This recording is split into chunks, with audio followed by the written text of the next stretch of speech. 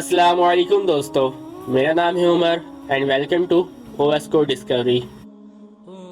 सूरह असर में अल्लाह कसम खाकर फरमाता है, ज़माने की कसम, यकीनन हर इंसान इस नुकसान में है। ये कौन सा नुकसान है जिसके बारे में अल्लाह ने ज़माने की कसम खाई है, और यहाँ ज़माने से क्या मुराद है, और असर असल में है क्या। यह नुकसान का मतलब वो नुकसान नहीं जो हम आम तौर पर इस्तेमाल करते हैं, बल्कि ये नुकसान इस बड़े तबाही का नुकसान है जिसके बारे में अल्लाह ने कसम खाई कि सिवाय उन लोगों के जो नेक अमाल करते हैं, इनके अलावा हर इंसान के लिए तबाही है। वो दुनिया ही जिसके बारे में इंसान ने खुद को लाइन कर रखा है। सूरह असर कुरान मजीद की तरतीब के लिहाज से 103 नंबर सूरत है। ये नाम सूरह की पहली आयत की लफ्ज़ अल असर से माखूज़ है। ये सूरह जामा और मुख्तसर कलाम का नमूना है। इसके अंदर चंद अल्फाज में मायने की एक दुनिया भर दी गई है। इसमें बिल्कुल दो टुक तरीके से बताया गया है कि इंसान के फलाह का रास्ता कौन सा है और इसकी तबाही और बर्बादी का रास्ता कौन सा है। इमाम शाफी ने बहुत सही कहा है कि अगर लोग इस सूरत पर गौर करें तो यही इनकी हिदायत के लिए काफ़ी है। इस सूरह में अल्लाह असर की कसम खाकर फरमा रहा है। असर के मायने ज़माने के हैं, यानी लफ्ज़ असर में ज़माना या वक्त के गुजरने और इसकी तेज़ रवाई की तरफ इशारा है। बास मुफस्सिरीन ने वल असर से मुराद नमाज का वक्त यानी ज़माने भी लिया है कि यहाँ पर अल्लाह ताला ने असर की नमाज की वक्त की कसम याद फरमाई है, इसलिए ये नमाज दरमियान नमाज है। हदीस शरीफ में आया है कि नमाज असर की फ़िक्र करो क्योंकि ये बड़ी खतरे वाली नमाज है। खतरे वाली नमाज से मुराद यही है कि ये दीन की दरमियानी नमाज है, इसलिए इसकी छूटने या कज़ा होने का खतरा ज़्यादा होता है। आम तौर पे असर के वक्त लोग अपने कामों, तिजारत, नौकरी या दीगर मसरूफियात में गुम होते हैं, इसलिए यहाँ बात मुफस्सिरीन ने यहाँ ये मायने लिया है कि वल असर फरमा कर अल्लाह ताला असर की नमाज की वक्त की कसम याद फरमा रहा है ताकि इस नमाज की अहमियत को वाज़े कर दिया जाए। लेकिन इसके अलावा यहाँ एक ऐसी बात भी पोशीदा है जो अपने अंदर एक पूरी कायनात रखती है।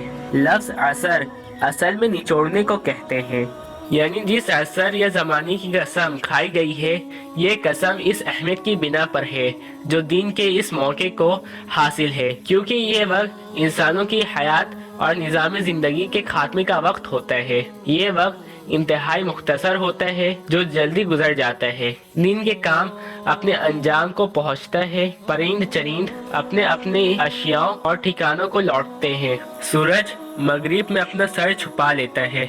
यह इख्तिताम हर इंसान को खुदा के शान और कुदरत की तरफ जो इस निज़ाम पर हाकिम है मुतवज्जा करता है।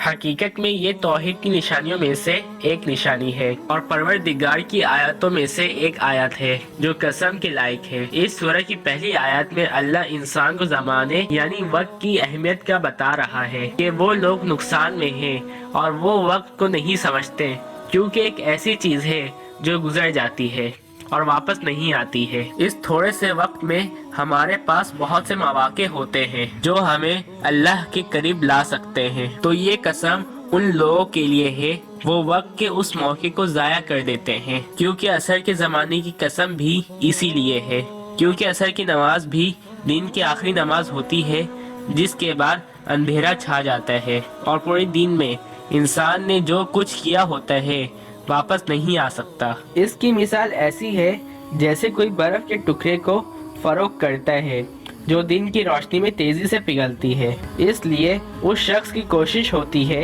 जल्द से जल्द उस तमाम बर्फ को फरोख करके ज्यादा से ज्यादा मुनाफा कमाए, क्योंकि अगर वो बर्फ फरोख किए बगैर पिघल गई तो इसके पूरे दिन की मेहनत ज़ाया हो जाएगी। यानी उम्र की जो मुद्दत इंसान को दी गई है वो बर्फ की पिघलने की तरह है, उसको ज़ाया किया जाए या गलत काम में सर्फ किया जाए तो यही इंसान खसारा है। इस सूरत में इंसान का लफ्ज़ इस्तेमाल हुआ है जो वाहिद है, लेकिन यहाँ इसका मतलब दुनिया के तमाम इंसान है, क्योंकि ये सूरत जो भी पढ़ता है वो यही समझता है कि इसमें اس کے بارے میں بات ہو رہی ہے جسے قیامت کے روز ہر انسان اپنے بارے میں فکر مند ہوگا سوائے حضرت محمد صلی اللہ علیہ وآلہ وسلم کے۔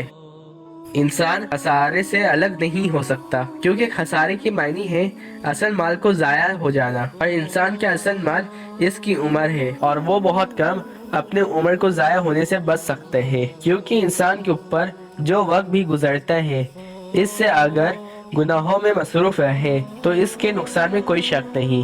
سورہ عصر کی اس آیت میں یہ وارننگ دی گئی ہے کہ ہر انسان خسارے اور پریشانی میں مبتلا ہے سوائے مؤمنین اور صالحین کے۔ سورہ عصر میں وہ 4 نقاطی ایجنڈا ہے جو انسان کو دنیا اور آخرت کے فائدوں سے قریب کر سکتا ہے، یعنی ایمان، عمل صالح، وتواصوا بالحق اور وتواصوا بالصبر۔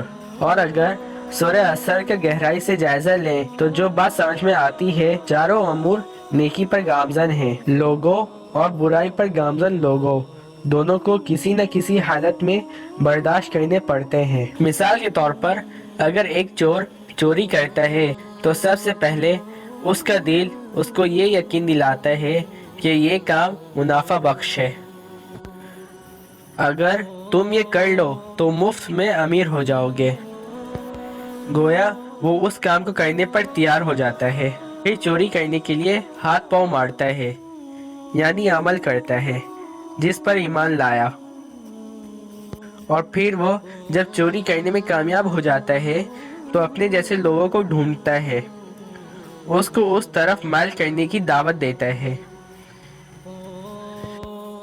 یعنی وتواصوا بالحق کی شرط پر عمل درآمد کرتا ہے۔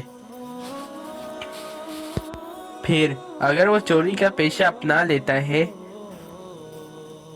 تو ظاہر ہے کبھی نہ کبھی تو پکڑے جانا ہے، تو نتیجتاً اسے بھی مار کھانا پڑے گا، اس پر صبر بھی کرے گا، تو لہٰذا چور ان چاروں مرحلوں کو پار کرتا ہے۔